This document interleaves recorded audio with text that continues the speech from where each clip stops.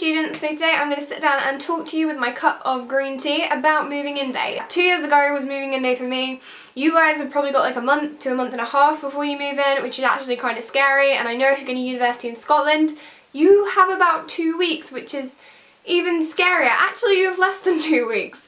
Moving in day seems like a really daunting thing. I mean, you're like picking up your life and you're pitching and you're moving somewhere else, you're taking like a bunch of your stuff, you don't know anyone in most cases, and it is a really scary thought. Luckily for me, my university is only about an hour and a half away from my house, so it's not too far away, whereas some of my friends were travelling in excess of kind of like 5 to 8 hours. It was insane how far they were travelling with all their things. So if the journey is long, remember to charge up like your tablet and things like that. I know I recently had a super long journey and I either sleep because I get really badly motion sick, or I will like download an audiobook or some TV shows and stuff like that onto my tablet and sit and watch them. So definitely do something like that, because not only is it entertaining, but it'll take your mind off the moving process.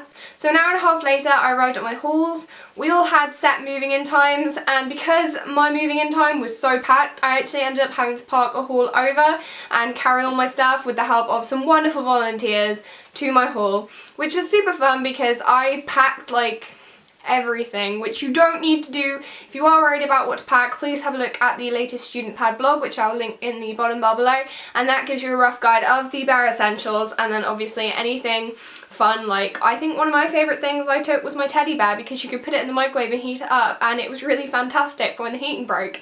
If you organise things properly and you get everything pretty much sorted, unpacking is an absolute doddle. Pretty much I was just shoving stuff into drawers, making it kind of relatively organised, and I actually think I left all my clothes in my case to deal with another time, because I figured picking them all up and putting them all onto hangers and stuff would just take too long, and it was my first day at university, so I wanted to go out and about and kind of bump into my flatmates. And there have been many heartfelt goodbyes. Like, I know when my parents left a little while later, I had a little cry to myself. Like, I was super sad, and literally the second they were out the door, it was just like, oh, okay. It was like a switch had gone, and no more tears, no more being upset, no more being nervous. And I think we all just went into the kitchen.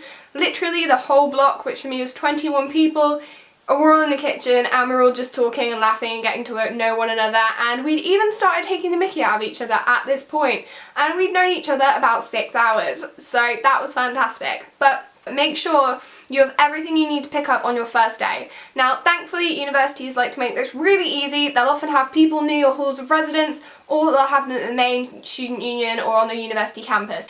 When you are meeting new people, this is a cliche thing, but when you're meeting new people, don't be nervous. Like, everybody I met was so lovely and so bubbly and so confident, and so was I, and I was really surprised at that, because normally, well, not so much anymore, thank you university, but when I went to university I was quite quiet and introverted. When I was in secondary school, people used to kind of call me Charlotte, and I was a little bit shy and a little bit quiet, a little bit introverted, like I said.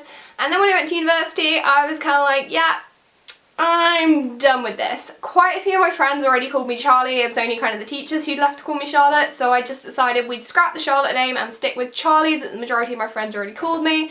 And we'd scrap the introvert thing, and I would be this really cool and bubbly person. And you know what? It worked. Okay, so my very rambly blog has 3 main points. Number 1, be organised when you're moving in. Keep everything in boxes. Keep everything together. Try to organise it when you're packing it, and when you're unpacking it, try to keep it organised. But you don't have to unpack everything like I didn't, because it's more important that you get out there and you kind of meet people and you do the stuff you need to do, like picking up your wristbands and bus passes and whatever you need to do there. Number 2, meet people. Like, that is such an important thing on your first day. You will meet people. I am still friends with the people who I met in my first year. I am still living with them. It's fantastic.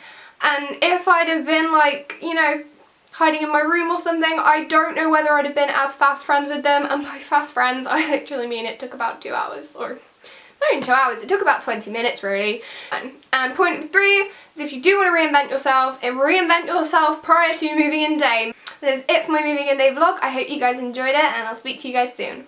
Bye!